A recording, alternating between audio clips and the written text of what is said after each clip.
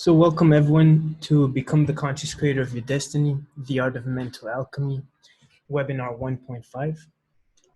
Thank you to each and every participant who has taken the time to participate in this discussion. You guys will notice that this webinar is an interactive webinar.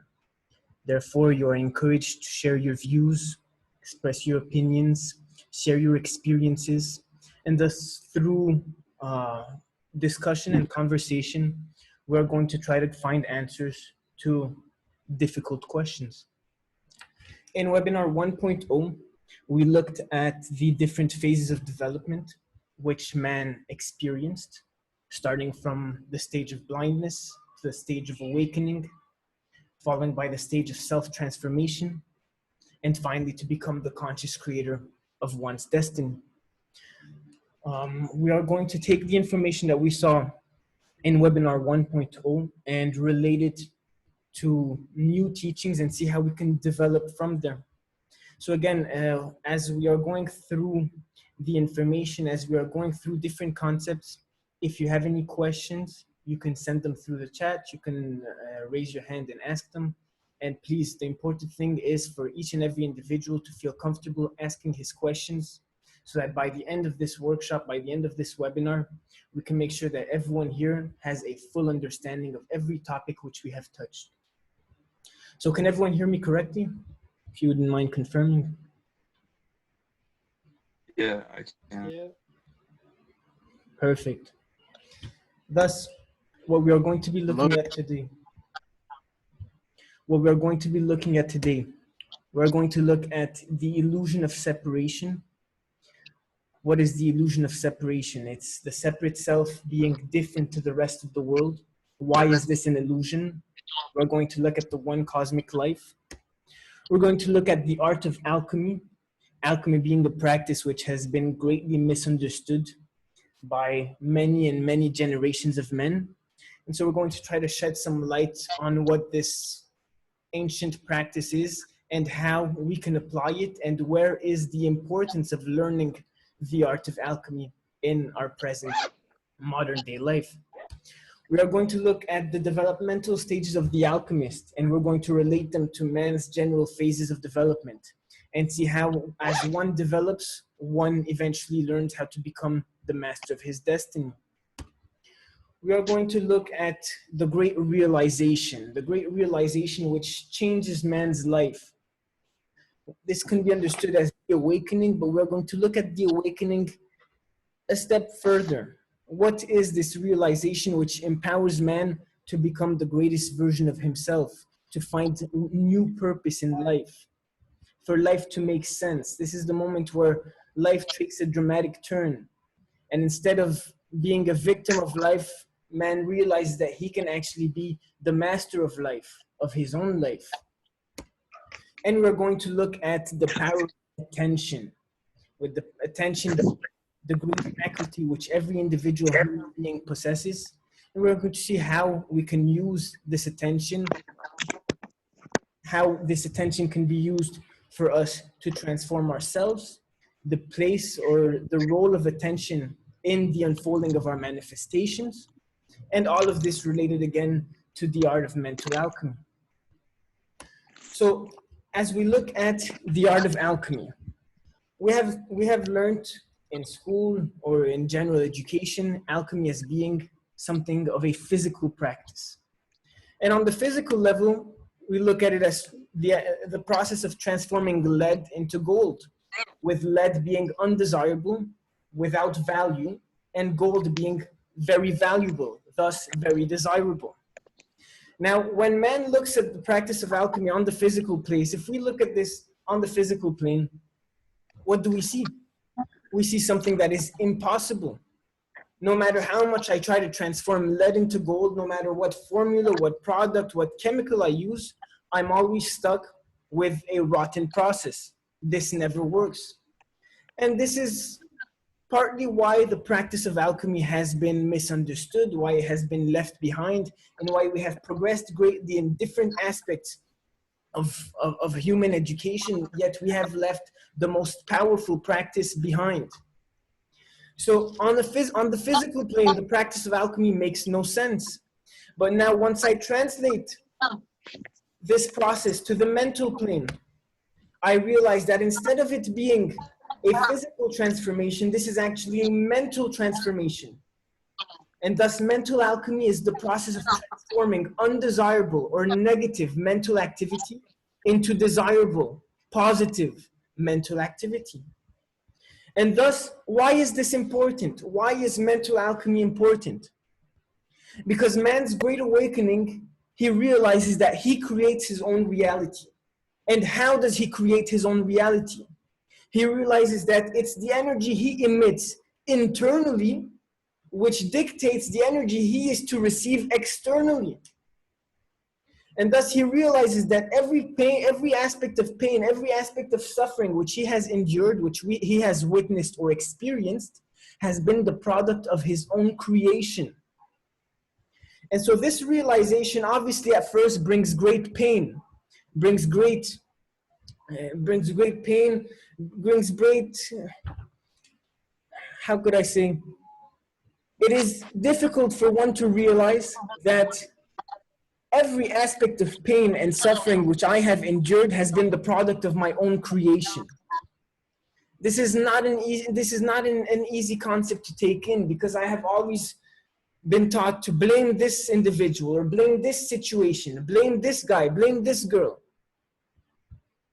And thus, once man awakens, once I awaken, I realize that every single event, every single experience has been the product of my own making.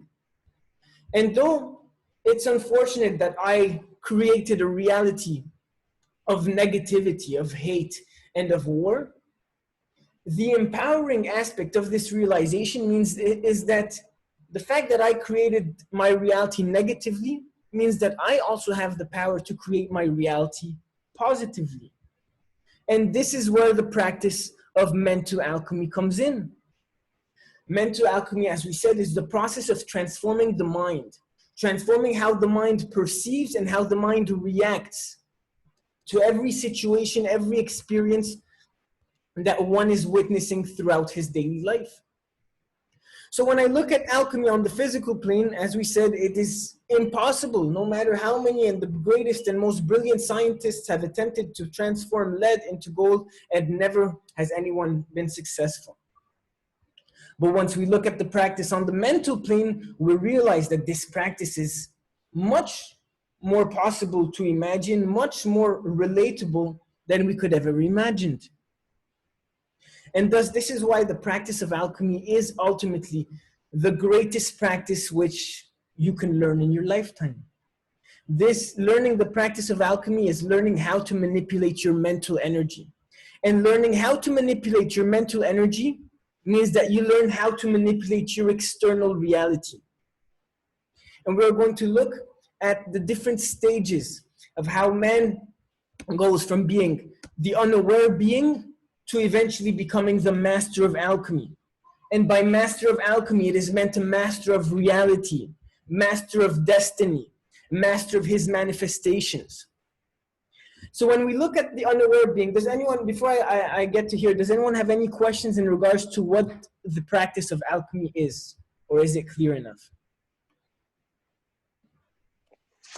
I say it's pretty clear enough. Thank you, Tony. Everyone is understanding of the practice of alchemy? Yeah, so if I understand correctly, lead is undesirable thoughts or undesirable emotions that we feel, and then gold would be the outcomes that we look forward to. Exactly. So the undesirable mental activity, what is one's mental activity? His thoughts, his emotions, his imagination, his mental conversations, every aspect of activity which is undertaken through our conscious mind. So we're going to look at the duality of the conscious and subconscious mind in a further workshop. This goes a step further. But as you said, Dom, it is the practice of transforming the negative, undesirable thoughts, emotions, and imagination into positive, desirable thoughts, emotions, and imaginations. Is that clear enough? Yes, yes. Perfect. And therefore, when looking at this pyramid, we can associate first the unaware being. The unaware being is in his stage of blindness. And why is this being unaware? What is he unaware of? He is unaware that he is the creator of his own destiny. He is unaware of the impact his thoughts and his emotions or his internal life has on his external life. He is unaware that by transforming his internal self, he can transform his external reality. By transforming the way he reacts to life, he transforms life itself. So in the stage of blindness, man experiences much pain. Man experiences much suffering. Man perceives what we can consider total chaos. We see consequence, consequence, consequence, but we fail to see the cause.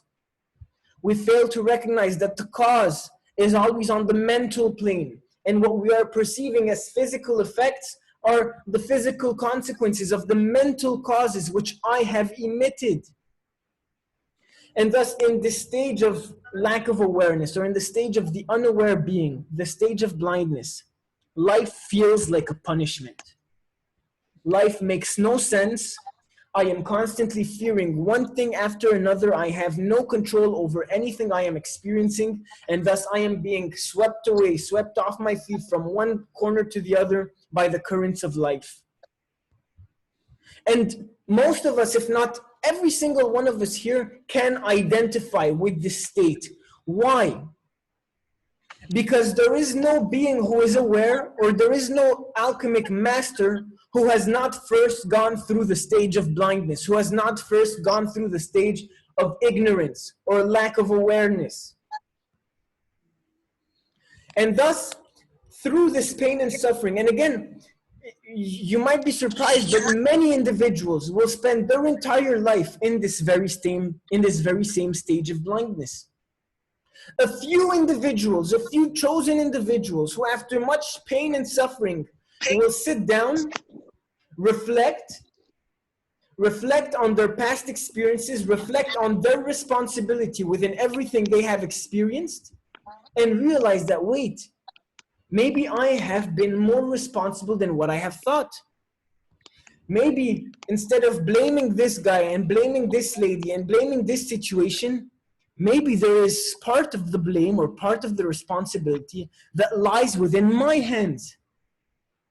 And once man takes these few moments to take this introspective self-analysis and reflect on his actions, on the energy he has emitted and how it corresponds to the energy he has received, then man realizes his responsibility within all of this.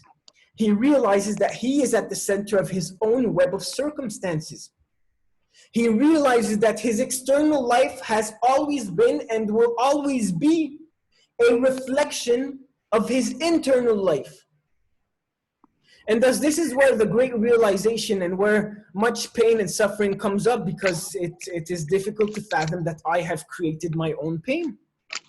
But once man passes through this initial darkness, there is light at the end of the tunnel. And the light comes in the form of the self-transformation which the brave will undertake. So in the stage of the unaware being, man is still completely a slave of his past. Once man becomes aware of his responsibility, he still remains a slave of his past because nothing has changed, yet there is one major realization which opens the door for him to become the master of his future. But now, just because this door has been opened does not mean that every single individual will walk through the door. So the door can be opened, but walking through the door is a whole nother ballgame. And that is when man moves on to the stage of becoming the alchemic apprentice. Or this is when man becomes a disciple of self-transformation. And what is self-transformation? Or how can we understand the process of self-transformation? Or what is man in his stage of alchemic apprentice? This is when man commits to the purification of his mental activity. Once man realizes that his external reality is a reflection of his internal reality, he realizes that by transforming his internal reality, by transforming his mental activity, he inevitably transforms his external reality. And thus he undertakes the greatest process which he will experience in his lifetime, which is the process of self-transformation. The process of changing the way I react and the way I perceive to everything. Where I once saw darkness, I now see light. Where I once saw hate, I now see love. Where I once saw judgment, I now see empathy and forgiveness. And forgiveness is a subject which we will be seeing over and over and over. And the reason being that the great power which man has within him, the power which allows him to undertake this self-transformation, is the power of forgiveness. Through forgiveness, man transforms his mental habits. And now we're going to ask, how is that? So first, let's understand, how does man transform his mental habits? How are his mental habits formed? How are his mental habits cultivated? Well, his mental habits have been cultivated since the very first day he was born into this incarnation. Through the very first day that man is born, he begins experiencing events. He experiences an event and he forms a perception, an understanding of the event. Now, if he forms a negative understanding of the event, this cultivates a negative mental habit. For instance, if the child goes to school and he says, I want to become a professional soccer player. And the teacher tells him, no, you are crazy, you cannot do that. This is not for you, this is only for a few chosen people. What type of perception does the child make? Would it be self-doubt or would it be self-confidence? Self-doubt. Self-doubt. And thus, through this perception of self-doubt, he cultivates a habit of self-doubt.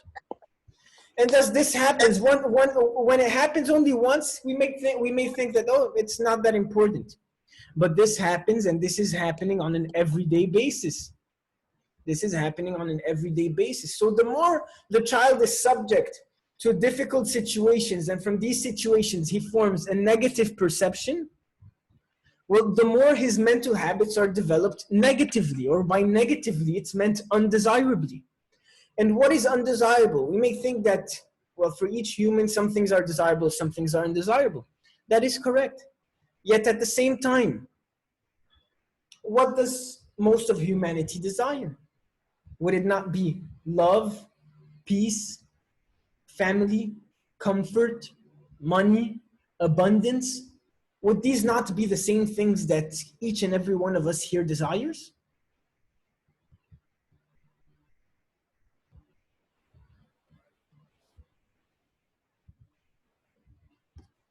Or does anyone here desire, or does anyone here not desire any of the following things?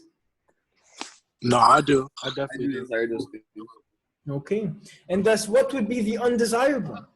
The undesirable would be the opposite of what we desire. So instead of love, the opposite of love could be hate. Instead of peace, the opposite of peace could be war. Instead of abundance, the opposite of abundance could be scarcity. Yeah. I feel that potentially with this information, it could be possible to make individuals desire things that would initially have been undesirable. For example, you mentioned war, and I'm thinking, what if through the media we can convince the population that war is desirable, that it is necessary to do so? Well, that is a very interesting point, Dom, and thank you for bringing that up. And though we could think that many people desire war, I personally do not believe that what the people desire is war, if not what the supposed benefits of war will be. So we are told that war will bring us freedom. We are told that war will bring us abundance. We are told that war will bring us peace. So is it the war that we desire, or is it actually the peace and the freedom And we have only been misguided as to how to obtain these things. We believe that we can obtain these things by changing something in the external reality, when in reality, a change in the external without the corresponding change in the internal will always lead me to the very same pain, suffering, and mental prison. That's fact. And thus this is why the process of self-transformation, and when man enters the phase of being an alchemic apprentice, this is why this process of self-transformation is the most important process which man will undertake, because in this process he will free himself. He will free himself from all past traumas. He will free himself from all past negative perceptions. He will free himself from all the pain, all the suffering. And how? He will crystallize or transmute or transform the pain into understanding, into empathy, via the medium of forgiveness. Man transforms the painful experience into a learning experience. Instead of looking at myself as the victim of a certain experience, I realize that this happened to teach me something. And thus, once this small change is put into effect, once the pain is crystallized into teaching, into learning, then and only then does man give himself a chance to harbor a clean state, an internal clean slate. And at this point, he can recreate the mental habits which he desires. But as long as he is hampered by past traumas, by past pain, by past suffering, then man remains in a mental prison of his own making. It is always of his own making. And we may say, yes, well, man was not very conscious when he was younger, when he was a child. That is correct. That is correct. But it is each individual man's responsibility to transform that pain into forgiveness, that pain into understanding. And the great power through which he completes this transformation is forgiveness. Through forgiveness, he frees himself. And once man has undertaken this process and learned how to manipulate his mental energy, so instead of perceiving with hate, instead of understanding a situation with hate, instead of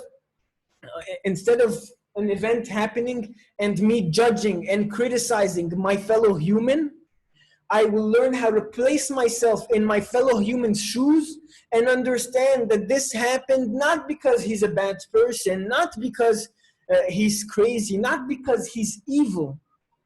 It happened on one side because I created this into my reality, I manifested this into my reality.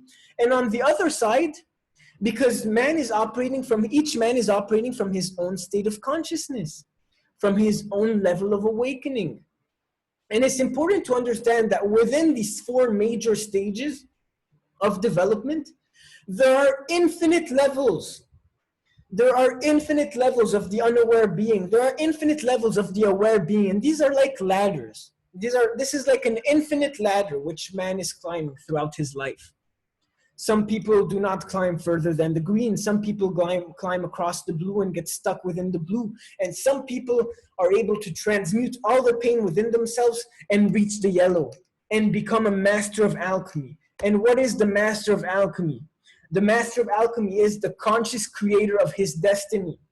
The master of alchemy is the master of his future. Why? Because he is no longer bound. He is no longer enslaved to his past traumas. He is no longer bound by the pain. He can now create freely. He is in total control of the mental energy of his mental activity. And therefore, by controlling his mental activity through desirable channels, the reality he manifests follows these very same channels. And this is the beauty of alchemy. Through alchemy and self-transformation, man becomes the conscious creator of his destiny. And once man is the conscious creator of his destiny, then instead of life being a battlefield, life becomes a place to marvel and wander and create whatever my heart desires. And thus, in the stage of the unaware being, man is still the creator of his destiny, but he is the unconscious creator of his destiny, the unaware creator of his destiny. So through this ladder, this infinite ladder, man eventually reaches the realms of creating consciously his destiny. And obviously, we are going to learn in the following workshops how exactly, first, how does man awaken? How does man transform his internal reality? And how does man manifest the desires which he deems desirable to him? But it is of great importance to understand that our freedom, our individual and collective freedom, is obtained through the practice of alchemy, through the process of self-transformation. No matter what happens externally through government, politics, war, these are all government, politics, war, everything that I blame, these are reflections of myself. Myself as the individual and myself as the whole. And this is where the illusion of separation is going to come in later, and where we are going to get more into the one cosmic life, the one living creative principle which is animating infinite angles of creation.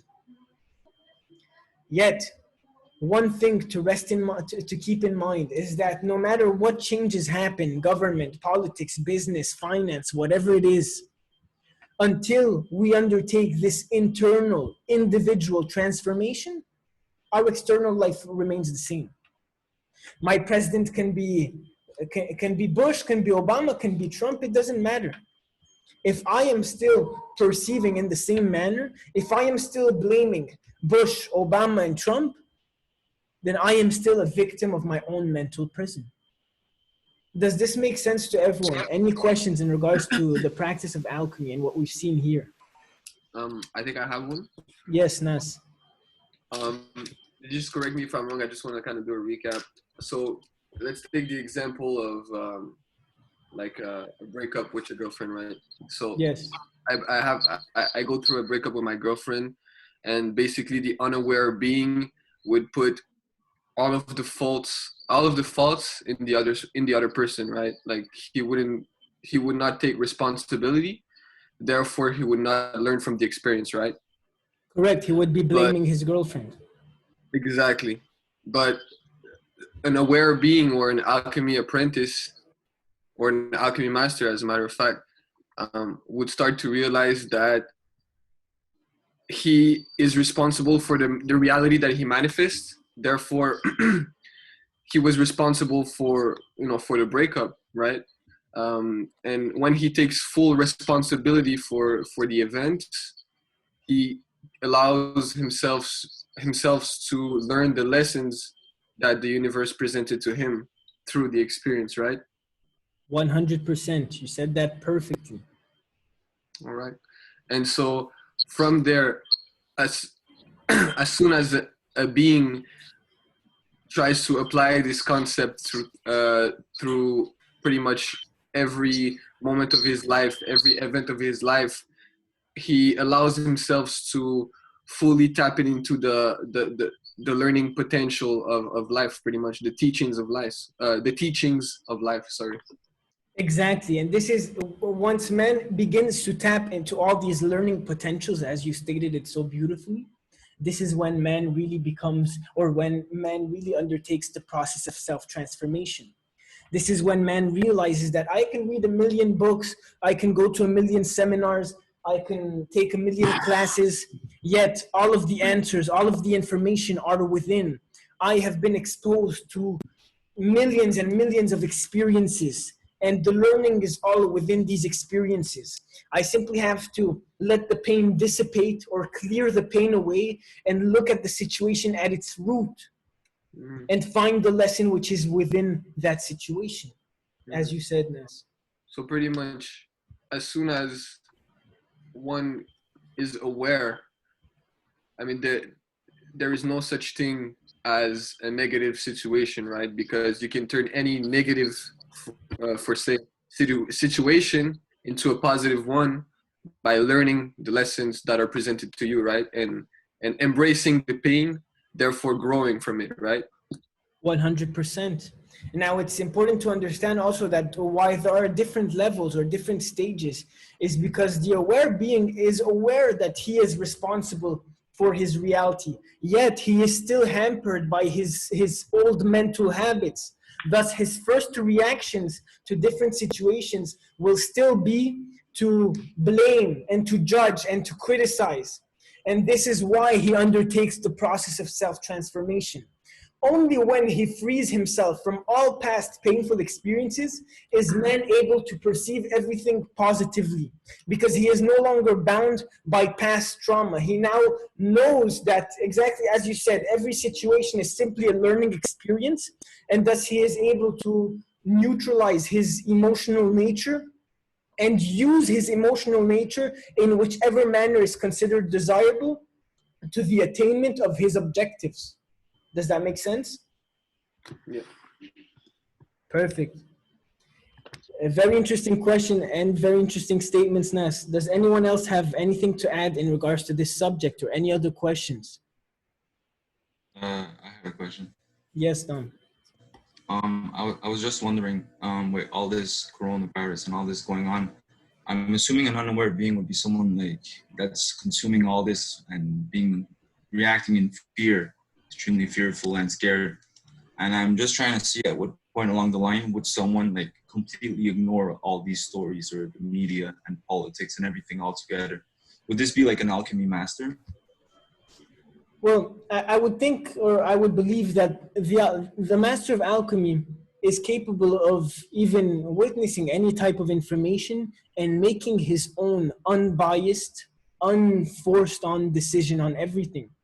But definitely, if we look at mainstream media and the different aspects of this, it's easy to see with most of humanity being in its stage of blindness, in its stage of chaos, it's easy to recognize. If you walk outside, you will recognize. It's easy to recognize who is at which level. Now, however, don't be fooled. Even certain individuals who have awakened are still trapped or can still be trapped by these undesirable mental habits.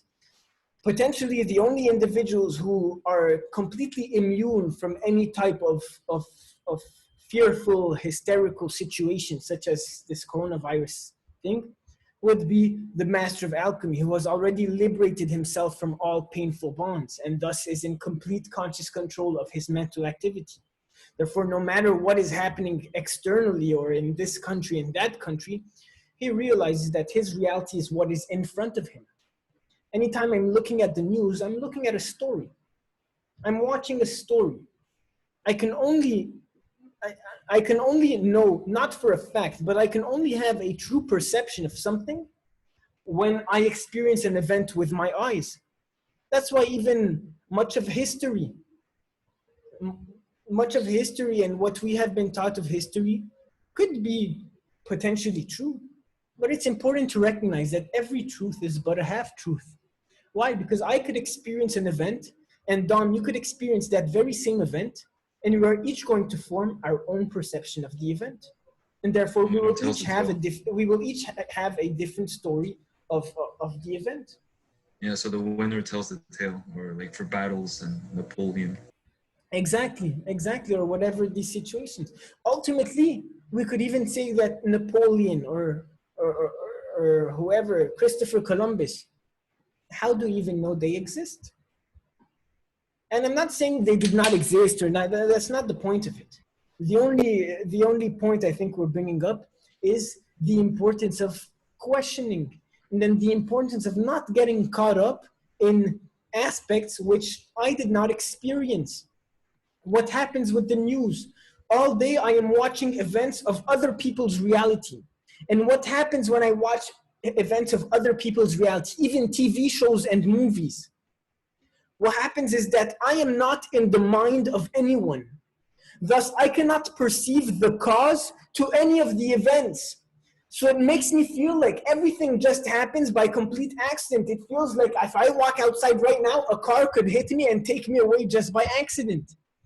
it makes us believe that there is such thing as an accident.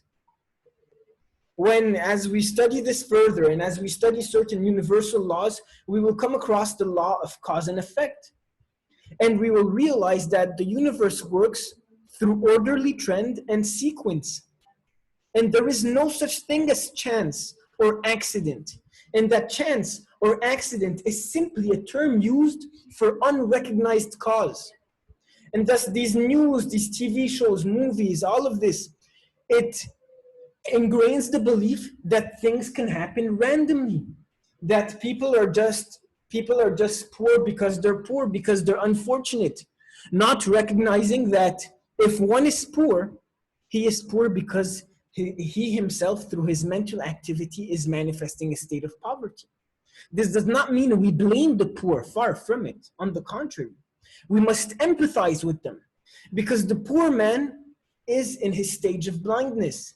And I must empathize with this poor man because I was and am, I was at one point in my life at the very same stage of blindness. And ultimately, it's important to realize that all paths lead back to the one place. All paths lead back to God, to spirit, to the source of eternal energy, however you want to create it. But all paths lead back to that same source of eternal energy. Eventually, every single individual will become a master of alchemy. Every single individual will awaken and become the conscious creator of his destiny. It is only a matter of time. Does that make sense to everyone? Yes, sir. Yep, it makes sense. Excellent. Any other questions in regards to the 4 stages of development of the alchemist? Or shall we move on? I think we can move forward. Okay then. Thus, we are going to look